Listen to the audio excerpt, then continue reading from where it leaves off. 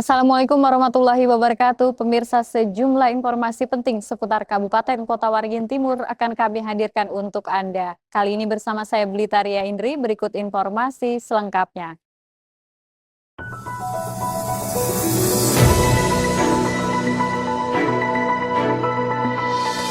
Masa pengabdian pasukan pengibar bendera pusaka atau Paskibraka Kabupaten Kota Waringin Timur Angkatan 2024 resmi berakhir. Semangat nasionalisme dan disiplin yang mereka tunjukkan diharapkan terus menjadi inspirasi bagi generasi muda lainnya. Upaya meningkatkan mutu pendidikan anak usia dini terus dilakukan Dinas Pendidikan Kota Waringin Timur.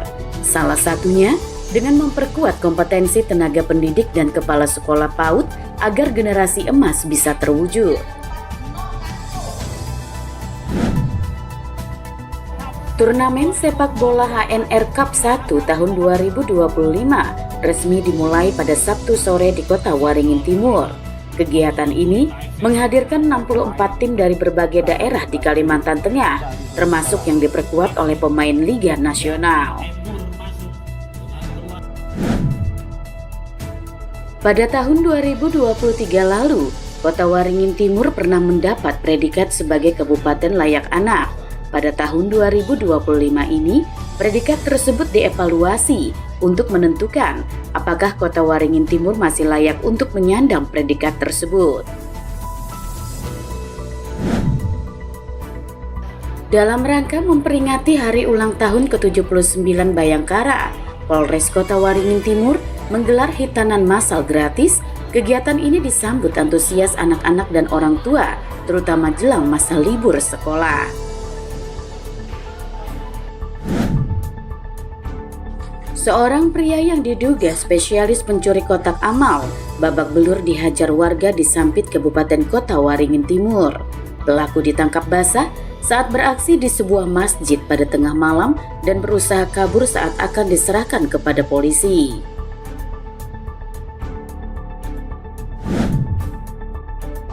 Perusahaan Umum Bulog Cabang Sampit terus memaksimalkan serapan gabah dari petani di 3 daerah. Sejak Februari lalu, sudah terkumpul ribuan ton gabah panen dan terus bertambah. Serapan ini diprediksi akan jadi yang tertinggi sepanjang tahun.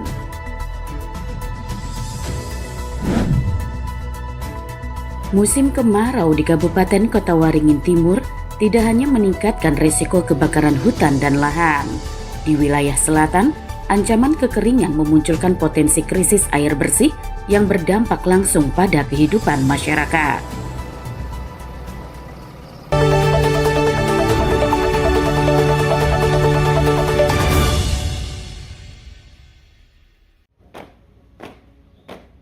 Sebanyak 75 anggota pasukan pengibar bendera pusaka Kota Waringin Timur tahun 2024 resmi memasuki masa purna tugas.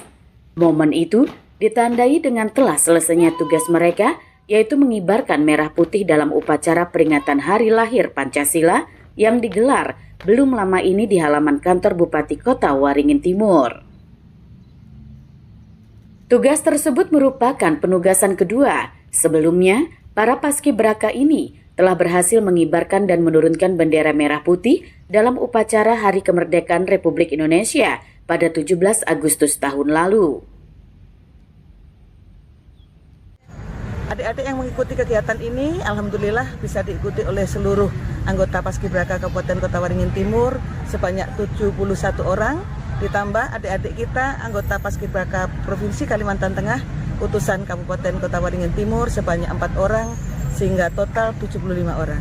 Dengan telah dilaksanakannya tugas yang kedua yaitu pada peringatan Hari Lahir Pancasila, adik-adik kita anggota Paskibraka tahun 2024 dengan demikian mereka sudah menjadi purna Paskibraka karena segala kewajibannya, satu pada peringatan Hari Kemerdekaan sudah dilaksanakan dan yang kedua hari ini tadi pada peringatan Hari Lahir.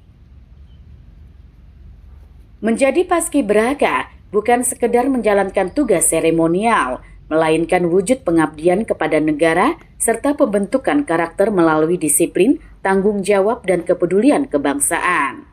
Selama setahun bertugas, Para anggota Paskibraka dibekali berbagai pelatihan yang mendukung pembentukan jiwa kepemimpinan yang kuat. Tentunya yang pertama yaitu bangga ya Pak ya, karena di umur segini saya sudah bisa mewujudkan wujud dari pengabdian saya kepada negara ini sebagai salah satu anggota Paskibraka Indonesia. Tentunya yang merasa lebih baik diantaranya itu saya punya teman banyak ya Pak ya. Terus setelah itu mental juga terbentuk, mental kepribadian itu juga terbentuk, wawasan juga. So far jadi anggota Paskibraka menjadi suatu pengalaman yang sangat mungkin gak bakal saya lupakan di kehidupan saya Pak.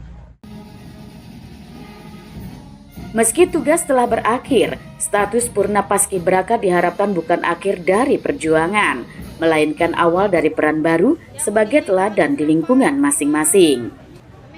Mereka didorong untuk terus menjadi pemimpin yang menjunjung nilai persatuan dan Pancasila dalam tindakan nyata. Masud Badarudin, Hayat TV.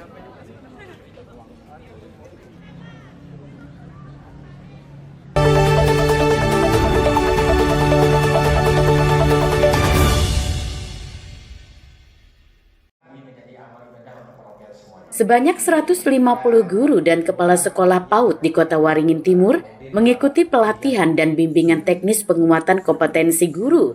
Kegiatan ini digelar oleh Dinas Pendidikan setempat. Pelatihan berfokus pada penguatan peran guru PAUD sebagai pendidik cerdas, bijak, dan penuh cinta. Guru diharapkan mampu menciptakan suasana belajar yang ramah anak sehingga mendukung terbentuknya karakter dan semangat belajar sejak dini. Langkah ini merupakan upaya dan komitmen Dinas Pendidikan untuk mempersiapkan generasi emas. Pada tahun 2045 mendatang, anak-anak PAUD saat ini akan berada di usia produktif. Mereka akan menjadi penentu masa depan bangsa. Berharap nantinya dengan pelatihan ini mereka bisa menciptakan generasi emas 2045 nanti. Karena apa? Anak-anak PAUD sekarang katakanlah umurnya 5 tahun, sekarang 2025, 20 tahun nanti 2045. Nah mereka 20 ditambah 5, 25 tahun lah usia mereka. Mereka itulah nantinya generasi emas yang memang mengisi Republik ini. Ya mudah-mudahan mereka nanti bisa memang emas-emas yang berguna bagi bangsa dan negara. Fasilitator nasional dari Dinas Pendidikan Provinsi Kalimantan Tengah, Rusnani menjelaskan, PAUD perlu dilakukan dengan berkesadaran, bermakna, dan menyenangkan. Guru harus pandai mengelola lingkungan belajar yang menghibur karena pada jenjang PAUD bermain adalah belajar. Penekanan materi kita hari ini adalah bagaimana di PAUD ini merupakan fondasi dasar dari sebuah pendidikan ya, dari pendidikan pada anak-anak kita karena pada PAUD ini adalah masa golden age tadi. Jadi pendidikan PAUD ini tidak bisa kita anggap sederhana ya, tetapi bagaimana kita mempersiapkan guru-guru agar mereka bisa mengajak anak-anak kita semakin berkembang sesuai tahapan usianya. Dalam hal pembelajaran mendalam ini ada 3 prinsip kan pembelajaran mendalam. Yang pertama pembelajaran itu punya prinsip berkesadaran atau mindful, kemudian bermakna meaningful dan menyenangkan joyful. Ilmu ini sangat bermanfaat bagi kami, khususnya guru-guru PAUD. Di sini kami banyak mendapatkan wawasan mengenai pembelajaran, cara melakukan pembelajaran yang mendalam, yang sekarang saat ini digalakan oleh pemerintah. Dan kami sangat berterima kasih sekali kepada Dinas Pendidikan yang sudah memfasilitasi kegiatan ini, juga kepada narasumber yang membawakan materi dengan sangat menyenangkan sehingga kami tidak merasakan mengantuk ataupun bosan selama kegiatan. Lewat berbagai program pelatihan dan penguatan kompetensi, diharapkan pendidik PAUD mampu memberikan layanan terbaik demi melahirkan generasi yang cerdas, berkarakter, dan siap memimpin bangsa di masa depan. Masud Badarudin, Hayat TV.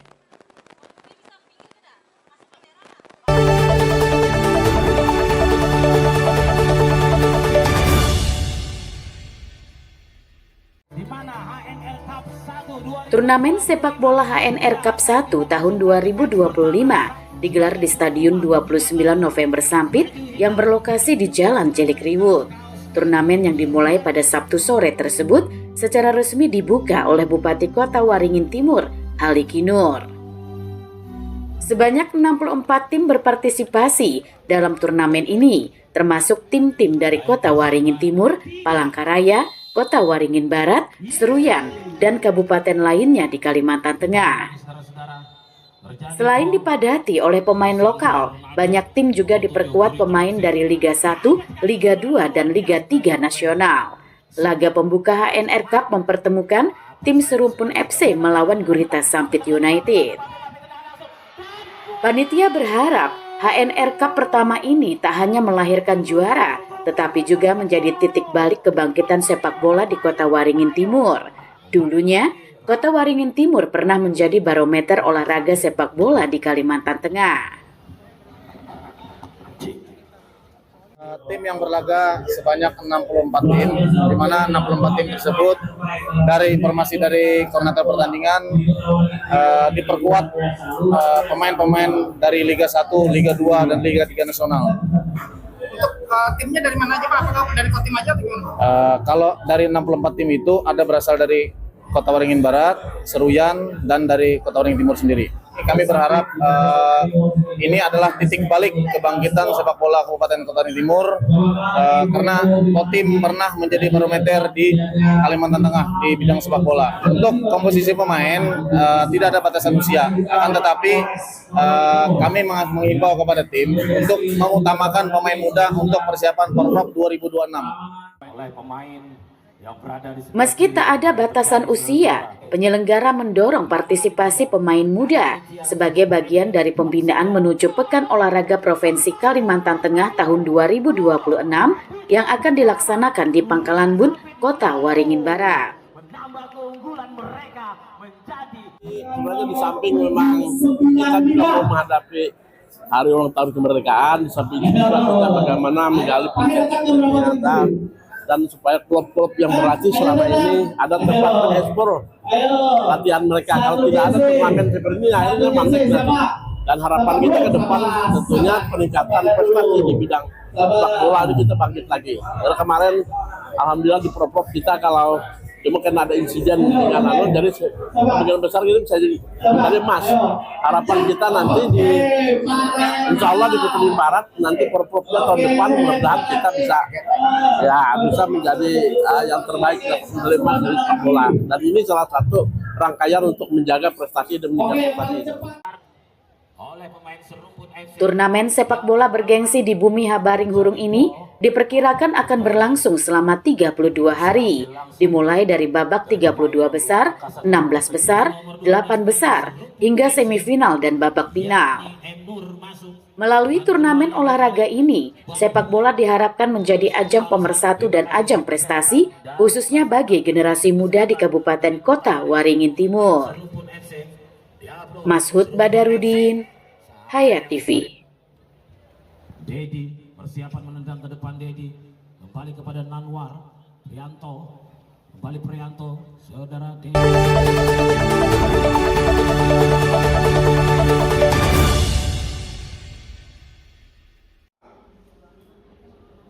Pemerintah Kabupaten Kota Waringin Timur mengikuti verifikasi lapangan secara daring terkait evaluasi Kabupaten Layak Anak tahun 2025.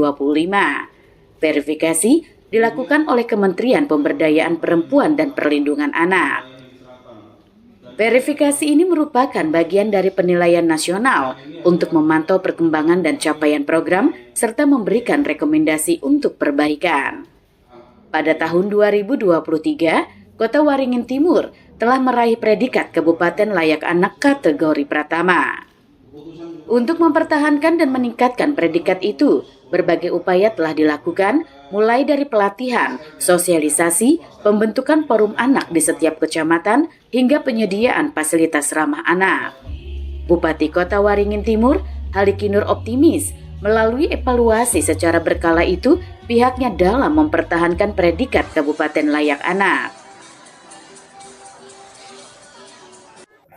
Dia lakukan evaluasi dan penilaian terhadap Kabupaten Timur sebagai kota layak anak, karena pada tahun 2023 kita ditetapkan sebagai kabupaten layak anak. Nah, sehingga setiap tahun itu dievaluasi, dan ini evaluasi untuk tahun 2025. Jadi harapan kita mudah-mudahan dengan evaluasi walaupun saya hybrid hari ini, bahwa Kotim atau terutama Sampit ini, kota Sampit ini masih layak menjadi kota yang ramah terhadap anak-anak. Jadi mudah-mudahan dengan hari ini tetap bagus dan kita tetap ditetapkan sebagai kota layak anak. Melalui evaluasi ini, pemerintah daerah berharap dapat melakukan perbaikan dan peningkatan demi mewujudkan lingkungan yang aman, nyaman, dan layak bagi anak. Mashud Badarudin, Hayat TV.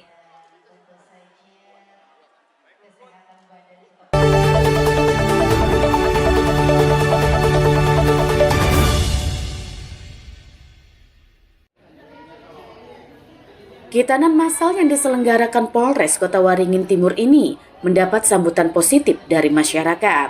Dengan melibatkan belasan tenaga medis, sedikitnya 75 anak mengikuti proses sunat gratis yang digelar di Aula Polres pada Senin pagi.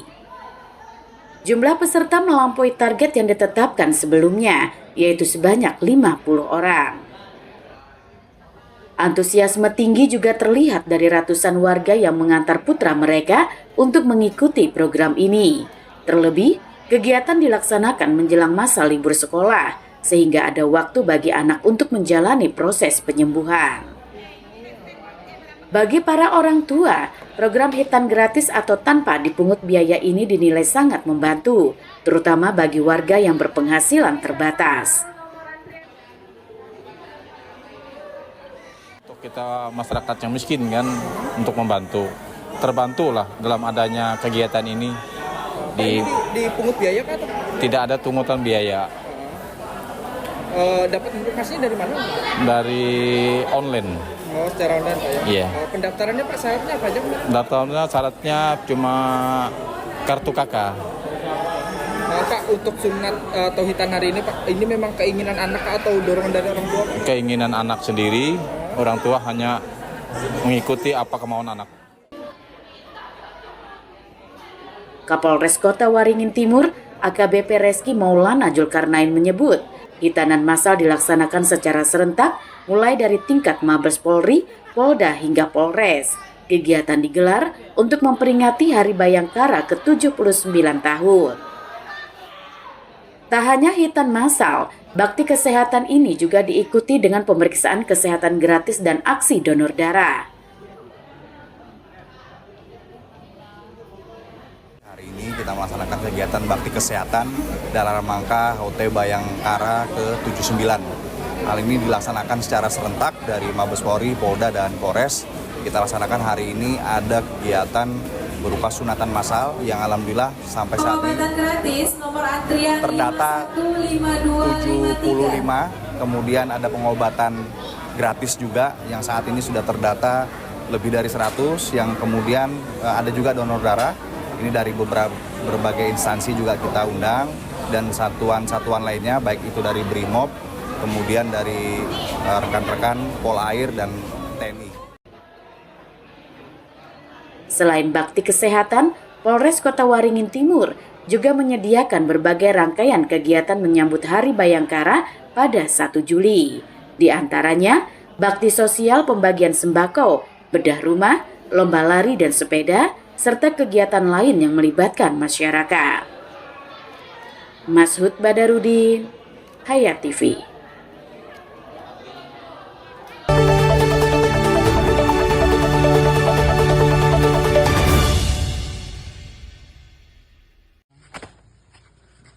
Seorang pria yang diketahui bernama Sulaiman tak berdaya setelah jadi bulan-bulanan warga di perumahan Bintang Wijaya Makmur, Kecamatan Baamang Sampit.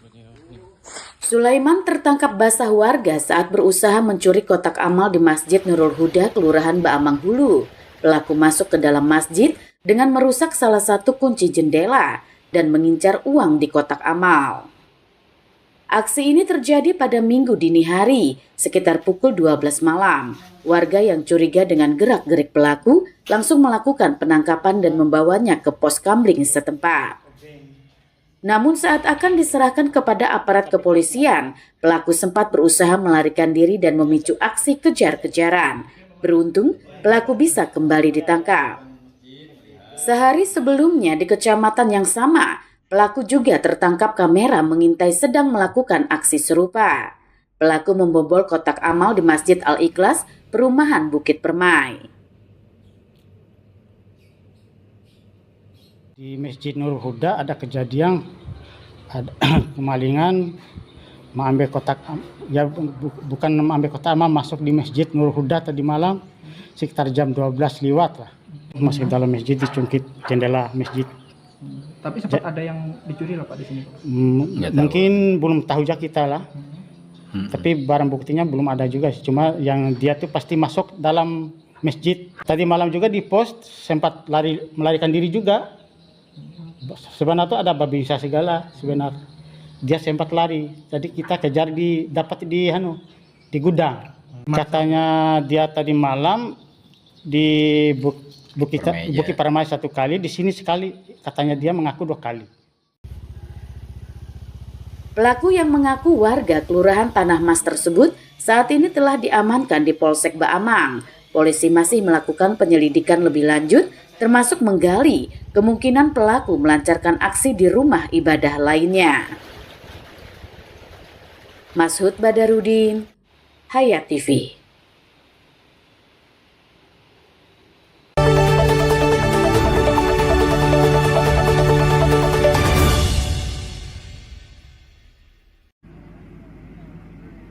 Bulog cabang Sampit terus menyerap gabah dari petani di 3 lokasi, yakni di Pagatan Kabupaten Katingan, Lampuyang Kabupaten Kota Waringin Timur, dan Kuala Pembuang Kabupaten Seruyan. Sejak dimulai pada bulan Februari lalu, serapan gabah dengan harga Rp6.500 per kilogram tersebut sudah mencapai 7.600 ton. Jumlah itu masih terus bertambah karena panen di sejumlah titik masih berlangsung. Ada juga yang saat ini sedang dalam proses pengeringan serta penggilingan. Dari angka tersebut diperkirakan akan dihasilkan sekitar 3.700 ton beras setelah proses penggilingan selesai. Bulog memperkirakan serapan gabah musim panen kali ini bisa tembus hingga 8.500 ton. Sementara hingga akhir tahun 2025, angka serapan diprediksi lebih dari 10.000 ton. Hal ini akan menjadi yang terbesar dalam sejarah serapan gabah Bulog Sampit. Adapun angka serapan kita total per hari ini dari 3 tempat itu sudah 7.600 ton gabah kering panen atau orang sini sebut gabah basah. Dan ini juga masih terus meningkat karena memang di beberapa titik masih ada panen dan juga sedang mengeringkan. Jadi kita optimis mungkin masih bisa tembus serapan kita di angka 8.500 tonan nanti. Kalau sampai akhir tahun mungkin kita bisa tembus di atas 10.000 ton gabah bahwasanya. Dan ini juga jadi suatu rekor penyerapan tertinggi karena belum pernah kita Bulog Kotim menyerap sebanyak itu.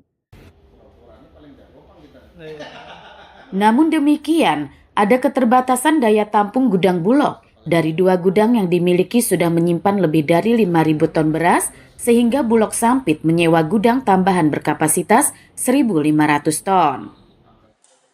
Untuk mengurangi stok yang menumpuk, ada rencana pemerintah pusat untuk menyalurkan bantuan pangan beras bagi masyarakat miskin pada akhir Juni. Kebijakan ini dapat memperluas daya tampung gudang agar serapan panen berikutnya tidak terhambat. Mashud Badarudin, Hayat TV.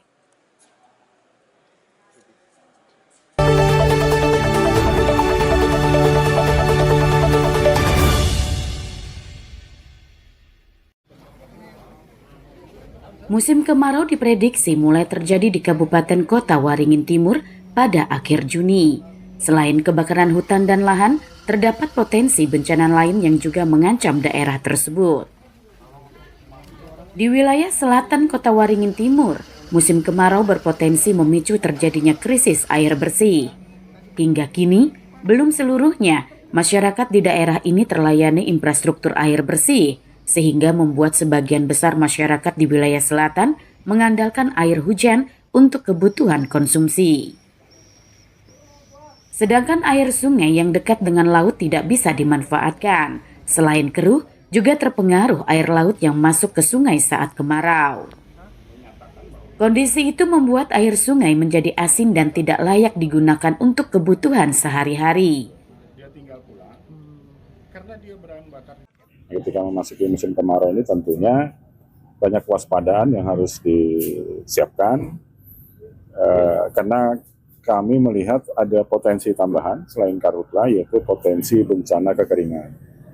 Kenapa itu menjadi atensi? Karena bencana kekeringan ini bisa berpengaruh kepada manusia karena di beberapa wilayah selatan karena terbatasnya air bersih dan adanya intrusi air laut yang asin sehingga tidak bisa dikonsumsi. Dan sisi lain, ketersediaan air untuk pengairan sawah.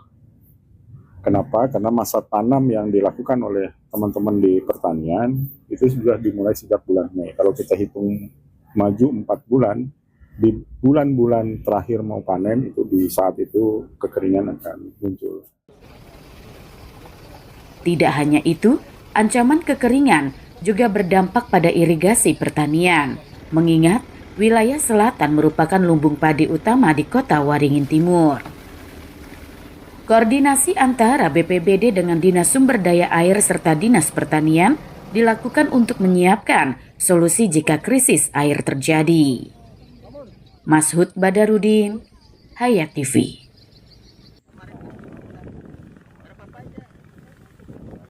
Demikian pemirsa, informasi tadi menutup perjumpaan kita kali ini. Mewakili kerabat kerja yang bertugas, saya Blitaria Indri mohon undur diri dari hadapan Anda. Sampai jumpa. Wassalamualaikum warahmatullahi wabarakatuh.